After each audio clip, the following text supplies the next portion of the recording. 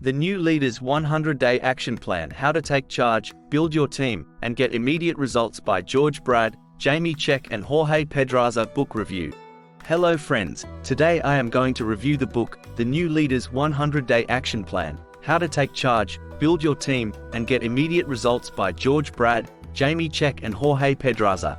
New leaders who fall short.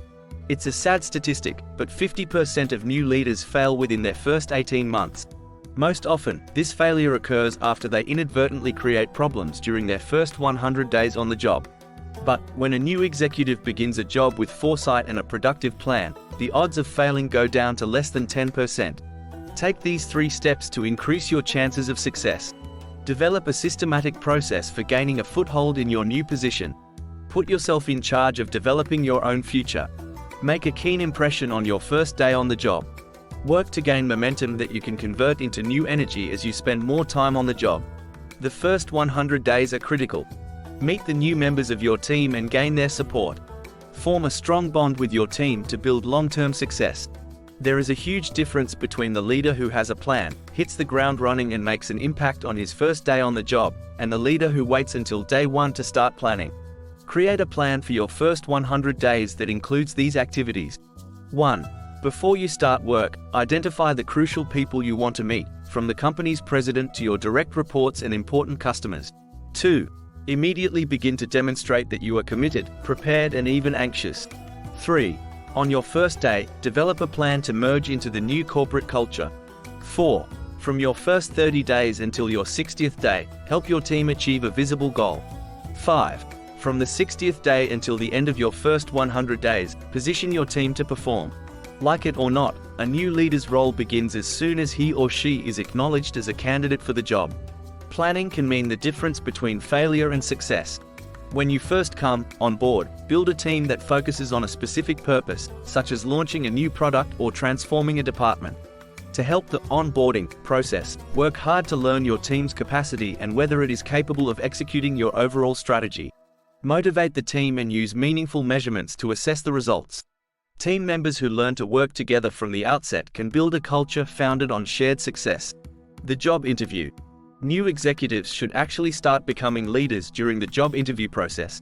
Effective leaders begin preparing as soon as they become serious job candidates.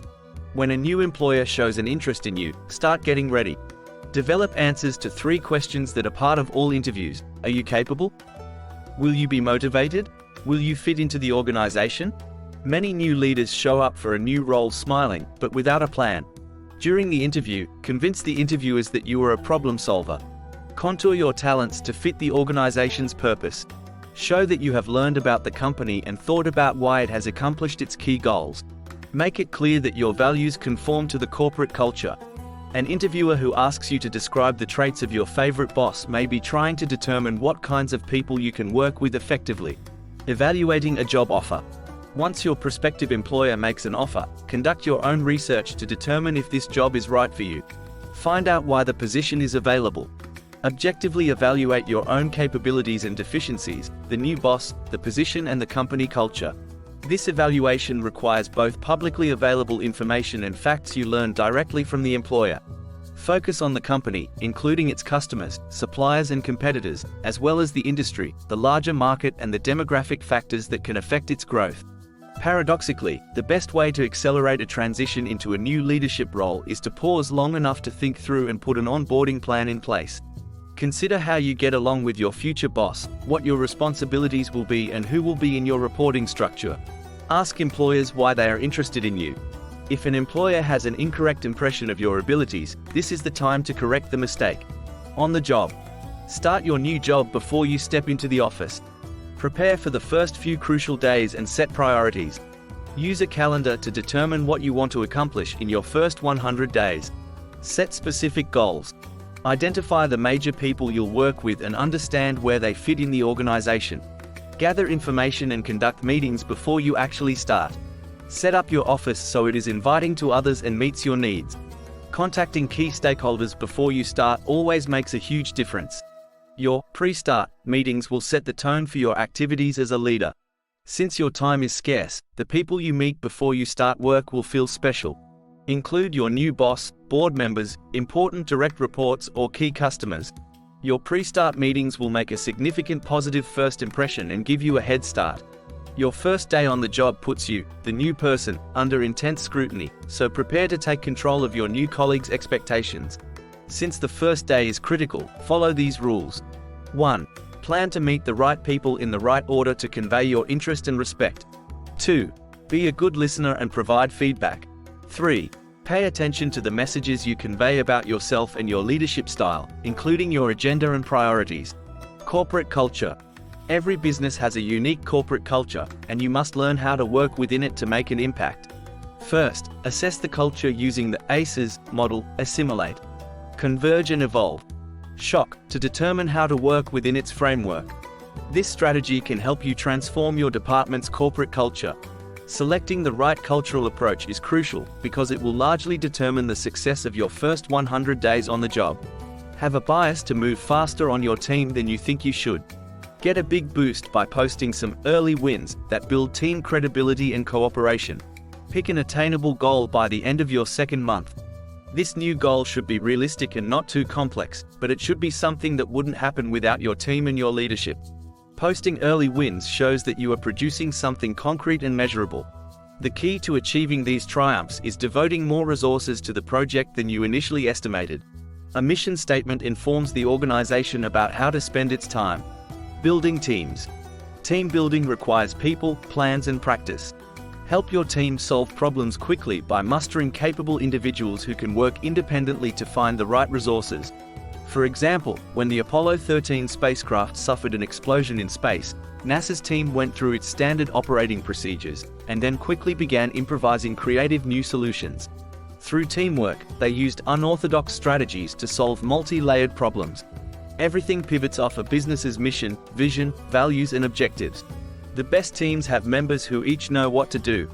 Your team members should be able to explain their daily mission, objectives, with qualitative requirements, vision, what they want to be, and strategies, how they will reach their goals. Team members must understand the urgency of their jobs. This puts everyone in the same boat, rowing in the same direction at the same speed. Everyone must know the timetable and help reach the goal within the specified time. Milestones are the building blocks of tactical capacity. They turn a burning imperative into manageable chunks. When team members know what factors determine their success, they are more motivated and have a better sense of direction and motivation. Enhance this by developing a vision statement, affirming what the firm will look like if it becomes the best in its field.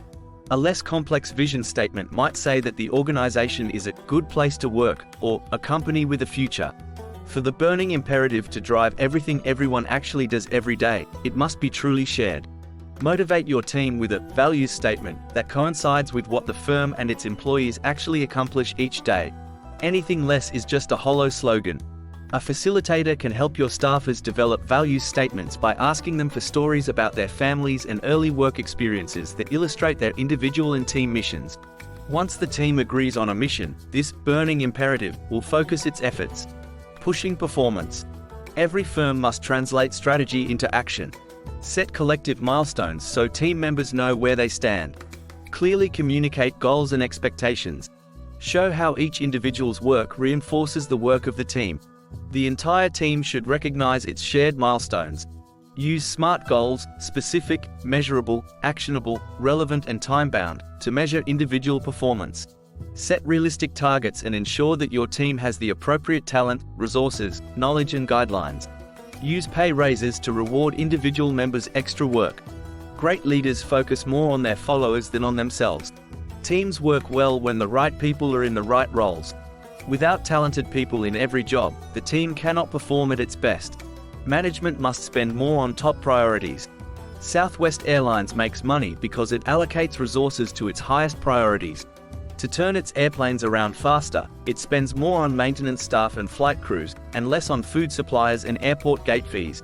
Once people fill the right roles, let them use their talents to boost the team. People work best in jobs they enjoy around people they like. Opportunities to learn on the job and to fulfill a visible purpose are great motivators. Culture is a combination of people and practices, the behavior and attitudes behind what people actually do. Exert control over your team within your first 10 weeks on the job. While there may be times when this should happen more quickly, moving too slowly is a far greater danger. After the first 10 weeks, have specific plans in place to move the team forward. After this period, you must assume full responsibility for the team and its abilities. By the end of your first 100 days, you should know the strengths and weaknesses of the overall team and each member. Leadership pitfalls. A leader's first 3 months on the job can be fraught with mistakes and risks. These risks emerge over time, but some may appear even before you start. The risks include: 1. The company does not have a strong strategy or the ability to implement a winning plan. 2. Management, employees, customers and shareholders have mismatched goals. 3. Your objectives and talents don't match the company's goals. 4. You cannot build strong relationships with management or your staff. 5. You don't really understand the business, environment, customers or competition. 6. You are unable to produce results. 7. You have not responded to changes in the company, industry or environment. Some leadership pitfalls will affect your ability to lead. Good leaders put their subordinates first. In turn, subordinates follow a leader if they see an opportunity to learn and advance, like their leader as a person. Think the leader is concerned about their professional well-being and observe that the leader has good judgment. Have a definite plan to put these factors in place, and you will foster loyalty, commitment and trust well beyond your first 100 days. Takeaways. 1. Your first 100 days on the job are critical, so get ready in advance. 2. Half of all new leaders fail within their first 18 months on the job. 3. A new leader starts the job before ever entering the office. 4.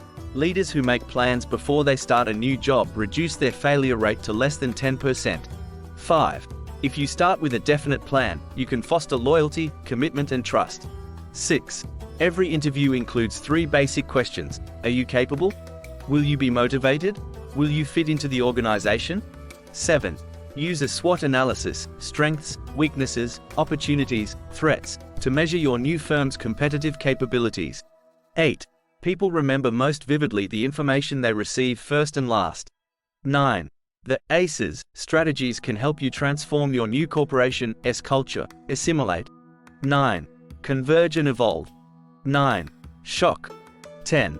In other words, blend in, form a constituency, grow in place and then make things happen. Thanks for watching. Please like, share and subscribe this channel for more videos.